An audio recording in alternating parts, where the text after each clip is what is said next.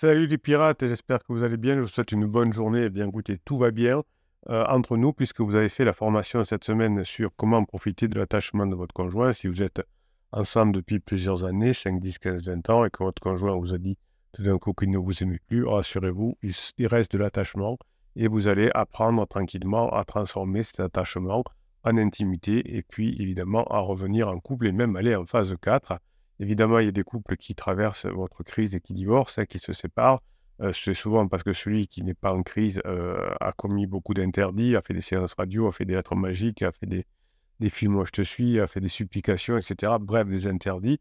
Vous retrouvez le catalogue des 150 formations, dont celui sur les interdits, évidemment en descriptif de cette vidéo, et la formation de la semaine sur comment profiter de l'attachement de votre conjoint pour revenir en couple. Eh bien, vous le retrouvez aussi en descriptif de cette vidéo dans les 150 formations. Aujourd'hui, on va parler évidemment de neurosciences et de relations amoureuses parce que c'est votre truc. C'est pour ça que vous êtes ça. Et effectivement, aujourd'hui, on va remettre en cause le mythe du tout se dire comme gage de relations épanouies et pérennes. Évidemment, vous savez que vous avez peut-être votre psy de quartier ou votre coach à YouTube qui vous dit il faut tout se dire dans le couple, il faut rien se cacher, il faut être transparent, etc. Évidemment, si vous suivez cette donnée-là, surtout pendant la crise de votre conjoint, vous risquez de sortir des rails. Les critiques et les reproches omniprésents dans les relations amoureuses ne sont pas nécessaires non plus. Les critiques et les reproches constants sont toxiques pour la relation amoureuse et malheureusement, c'est ce qui s'est passé certainement pour vous dans la phase de sécurisation où finalement on faisait pas trop d'efforts et un peu comme des frères et sœurs ou comme des parents et enfants, eh bien on se critiquait, on disait c'est pas normal que tu fasses comme ça, etc. Moi j'aurais pas fait comme ça. On ne prenait pas de gants et ça a évidemment détérioré la relation petit à petit. Les reproches et les critiques vont causer des tensions et des conflits inutiles qui vont se transformer en conflits durables et peut-être irrémédiables si vous n'étiez pas tombé sur cette team, cette famille de pirates au moment de la fin de la phase de sécurisation, quand votre conjoint entre dans la phase d'exploration, elle veut aller voir si l'herbe n'est pas plus verte ailleurs. Évidemment, vous allez vous apprendre à cesser les interdits, à cesser les tensions, à cesser les conflits inutiles. Il est important évidemment de se demander si ces critiques sont vraiment nécessaires et apportent une valeur ajoutée à la relation. Eh bien évidemment non. Quand vous serez passé en phase 4, dans la phase de grande intimité, vous n'aurez plus besoin de ça, de vous critiquer. Vous pourrez vous faire des demandes plutôt que des reproches. Et souvent pendant la phase 2 du couple, pendant la phase de, de, de distanciation, de sécurisation. Mais pourquoi donc la phase de sécurisation se termine en distance à la fin? Parce qu'on a beaucoup trop de critiques, parfois des critiques assez régulières. Et aujourd'hui, vous allez apprendre plutôt pendant la crise de votre conjoint à soutenir votre conjoint parce qu'une crise c'est difficile, même s'il vous trompe, même s'il vous ment, etc. Et apprendre sur des choses qui vous conviennent, c'est-à-dire quand votre conjoint revient vers vous, à faire des compliments. Tout ça va renforcer la relation. Le mythe du tout se dire c'est vraiment mal dans la relation. Le fait de tout se dire peut sembler être une bonne idée, mais cela peut également causer des problèmes. J'ai par exemple un, un couple qui est en difficulté parce que ils ont traversé leur crise, le couple est revenu ensemble, et puis la relation pansement du monsieur s'est terminée. Et un jour, pansement a repris contact quelques semaines après. Et monsieur n'a pas dit à madame que pansement avait repris contact. Et monsieur n'a pas répondu, je crois, ou a répondu qu'il n'était pas intéressé, quelque chose comme ça. Mais il ne l'a pas dit à la dame. Eh bien, euh, madame Pirate a mis un message sur le groupe Facebook que vous retrouvez sous le catalogue des formations en descriptif de cette vidéo, en disant je ne sais plus où j'en suis, je crois que je ne sais pas si je vais continuer. Mon mari m'avait promis de tout me dire. Il ne m'a pas dit que son pansement l'avait recontacté, même s'il a dit qu'il n'était pas intéressé. Donc, vous voyez que tout se dire et se promettre de tout se dire n'est pas une bonne idée. Cette piratesse disait on s'est promis de tout se dire. Donc, finalement, il est important de toujours se demander qu'est-ce qu'il est important de dire, qu'est-ce qui va amener une valeur ajoutée à la relation. Le fait que pansement nous a envoyé un message et qu'on n'ait pas répondu ne va pas améliorer la relation. En tout cas, c'est pas sûr du tout. Et donc, essayez de vous concentrer sur des choses importantes pendant la crise existentielle et de les communiquer de façon claire et précise. Essayez pendant toute la crise existentielle de votre conjoint, pendant toute la crise de couple en général, d'avoir des sujets clairs, précis, concis, agréables, légers, notamment du badinage, et non pas des discussions trop lourdes de psychologie à l'eau de rose, la psychologie à l'eau de rose étant effectivement de la psychologie que l'on retrouve un peu dans tous les journaux, dans tous les magazines, où on peut se perdre facilement, hein, si vous écoutez aussi parfois comment on appelle ça, les conseils des petits de quartier, eh bien, on peut arriver effectivement à avoir des relations trop lourdes, hein, si on veut savoir exactement, soyez clair, demandez des explications, etc., dit le psy de quartier, et évidemment, ça peut tout ça poser des limites, dit aussi le psy de quartier. Tout ça, pendant une crise existentielle ou pendant une crise de couple, peut faire exploser le couple en considérant son conjoint comme des enfants. Hein, si on peut dire à un ado, effectivement, poser des limites pour pas qu'il fasse des bêtises, mais à un conjoint en crise, on ne va pas poser des limites, on ne va pas essayer de contrôler le conjoint en crise, mais on va lui donner envie d'être avec nous. Donc le silence peut être d'ailleurs bénéfique dans une relation amoureuse. Le silence peut être bénéfique parce qu'il va réduire les tensions et favoriser la communication efficace et légère. Au lieu de parler constamment, prenez des pauses, passez du temps ensemble dans le silence. Des fois, votre conjoint, pendant la crise, est en down, et bien, il est en down, donc on reste dans le silence. Et quand votre conjoint, d'ailleurs, est en down grave, on ne reste même pas dans les parages. Le silence peut-il être un frein aux confrontations stériles et garant de paix intérieure? Eh bien oui, évidemment, hein. Il vaut mieux garder le silence qu'avoir des confrontations stériles. Le silence peut être un frein aux confrontations.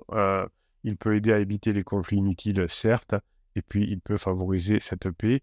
Au lieu de se plaindre constamment de ces petites frustrations, essayez de garder le silence et de vous concentrer sur les aspects positifs de votre relation pendant la crise et garder votre énergie pour passer un bon moment avec votre conjoint plutôt que de vous plaindre. On risque d'user le conjoint en se plaignant tout le temps de ces petites frustrations. Donc évidemment, hein, les reproches constants également ne sont pas mieux.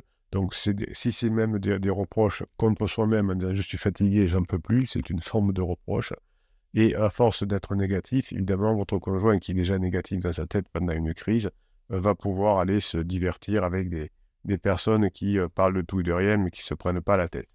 Évidemment, pendant toute la phase de sécurisation, les reproches que vous vous êtes donnés les uns aux autres vous ont épuisé et ont épuisé l'écoute souvent de votre partenaire qui n'en peut plus d'entendre des jérémiades ou des reproches.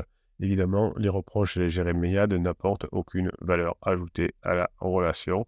Donc, pendant la phase d'exploration, pendant la crise de couple, eh bien, il n'y a pas de reproches constants, et on essaye finalement plutôt de soutenir son conjoint pour renforcer la relation.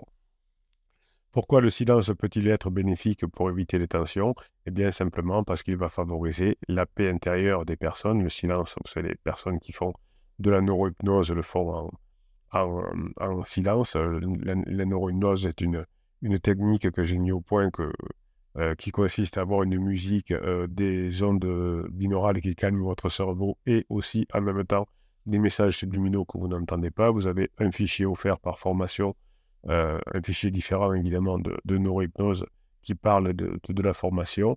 Donc au lieu de vous plaindre constamment, eh bien le silence, comme dans la neurohypnose, peut vous permettre d'avoir cette paix intérieure.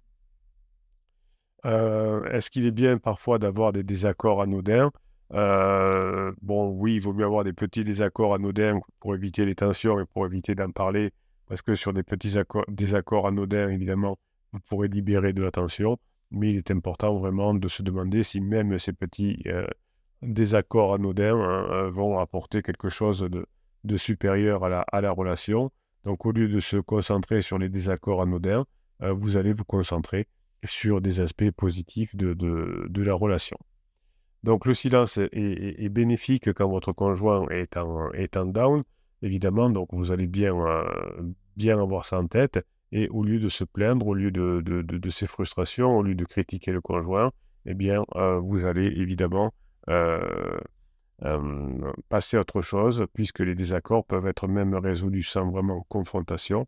Une confrontation n'est pas toujours nécessaire. Pourquoi tu étais là? Pourquoi tu as fait ça? Où tu étais? Pourquoi tu m'as menti? Etc. Au lieu de se confronter constamment, comme certains psys peut-être le conseillent, en disant il faut que tout soit clair, etc. Eh bien, on va essayer plutôt d'avoir des sujets légers et de trouver des solutions créatives pour résoudre des désaccords, notamment faire des choses ensemble, réparer des choses ensemble. C'est pas la peine de forcément tout le temps en discuter, mais d'agir, c'est quand même quelque chose qui est beaucoup plus efficace. Pas de blabla, mais des résultats, c'est quand même bien. Donc, il est important d'éviter ces conflits inutiles, notamment pendant la crise existentielle. Donc, tous les sujets qui sont où on sait qu'on va avoir un conflit, où on risque d'avoir un conflit, eh bien, on les oublie. Cela va aider à renforcer la relation, évidemment. Au lieu de se concentrer sur des désaccords, vous allez prendre les aspects positifs de votre couple, les sujets communs, ce que vous aimez bien discuter ensemble, ou ce que votre conjoint a envie de discuter, aime bien discuter. Et pendant toute une crise, axer ces discussions sur le positif, sur les bons moments passés ensemble, va vous permettre de revenir petit à petit dans le bon chemin. Une relation amoureuse, c'est comme un jardin. Si vous ne prenez pas soin de votre jardin, il ne poussera pas ou il ne poussera pas comme vous le souhaitez. Si vous ne prenez pas soin de votre relation amoureuse, elle risque de ne pas se développer. Une relation amoureuse, c'est aussi comme une danse. On doit être en harmonie avec son partenaire pour que la danse soit belle. S'il y en a un qui danse le rock et l'autre la valse, ça ne va pas le faire. Donc, cette harmonie avec votre partenaire dans la relation en général, c'est lié à une danse, évidemment, ou c'est lié aussi à une fleur. C'est comme si vous étiez une fleur. Si vous n'arrosez pas votre fleur, elle va se faner. Et de même, si vous ne prenez pas soin de votre relation amoureuse en ayant des discussions légères et positives, eh bien, on risque de s'éloigner petit à petit. Les critiques et les reproches qui sont omniprésentes dans les relations amoureuses ne sont pas nécessaires. Le mythe du tout se dire non plus. Les reproches constants vont épuiser votre partenaire. Le silence va être bénéfique pour, évidemment, éviter les tensions. Comment on dit ça? Le silence va être bénéfique parce qu'il va éviter les désaccords et vous avez des sujets évidemment comme des désaccords même futiles que l'on va éviter pendant toute la crise existentielle. Toutes ces idées principales de cette vidéo sont destinées à mieux vous faire comprendre les relations amoureuses quand elles sont tendues et améliorer votre relation de couple, puisque si vous ne mettez pas de l'huile sur le feu pendant la crise et au contraire vous mettez de l'huile dans les rouages, eh bien vous allez pouvoir renforcer votre relation à la fin de la crise et la rendre d'autant plus épanouissante. Pensez bien à la métaphore du jardin. Si vous ne prenez pas soin de votre jardin, il ne poussera pas et votre relation amoureuse ne se développera pas. Dansez avec votre conjoint, c'est important. Arrosez le couple, entre guillemets, de moments positifs et vous allez pouvoir organiser une reconquête de votre conjoint. Vous ne saviez pas tout ça, vous le saviez, mais vous ne l'avez pas mis en application pendant la phase de sécurisation. Vous allez le mettre en place pendant la phase d'exploration, même si c'est difficile, même si c'est compliqué, même si votre conjoint dans le déclaratif a dit c'est fini, je reviendrai. Eh bien, vous pouvez y arriver. Des milliers de pirates y sont arrivés. Mettez en application les formations surtout. C'est bien de faire les formations, mais il faut surtout les mettre en application. Et la team, la famille des pirates sont là pour vous aider à mettre en application les formations du catalogue qui comporte 150 formations et que vous trouvez en descriptif de cette vidéo. Mes pirates adorés, je vous kiffe et je vous kiffe grave. Passez la journée que vous méritez. Médite cette vidéo et on se donne la grinta pour récupérer son conjoint et pour mettre en application les formations.